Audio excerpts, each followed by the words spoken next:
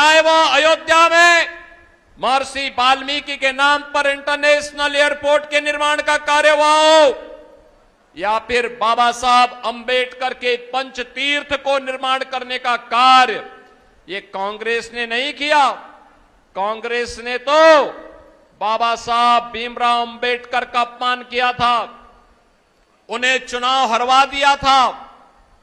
आज आप देख रहे होंगे कांग्रेस बांग्लादेश के अंदर हिंदू मंदिर तोड़े जा रहे हैं, हिंदू मारे जा रहे हैं, हिंदू काटे जा रहे हैं, लेकिन कांग्रेस एक भी शब्द उनके लिए नहीं निकालती है। कांग्रेस के मुंह से, इन लोगों के मुंह से एक भी शब्द नहीं निकलता है। मैं पूछना चाहता हूं, ये बांग्लादेश के अंदर जिन हिंदुओं पर अत्याचार हो रहा है, इनमें 90% दलित जाति के हिंदू हैं।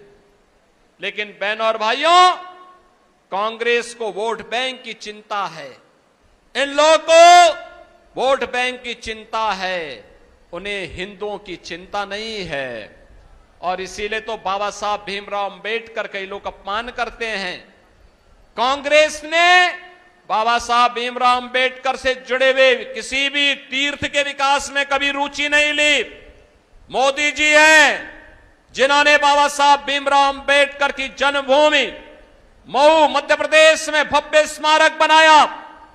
बाबा साहब भीमराव अंबेडकर के उच्च शिक्षा का अध्ययन करने के लिए ब्रिटेन के जिस भवन में रहकर के उन्होंने उच्च अध्ययन प्राप्त किया था, उस भवन को मोदी जी ने भारत सरकार और महाराष्ट्र सरकार के साथ मिलकर के खरीदा और फिर भारत से जाने वाले अनुसूचित जाति के छात्रों के लिए छात्रावास और गेस्ट हाउस बनाया। उस भवन को बाबा साहब भीमराव अंबेडकर का स्मारक भी बनाया और उन्हें स्पेशल स्कॉलरशिप भी उन छात्रों के लिए वहां उपलब्ध करवाई।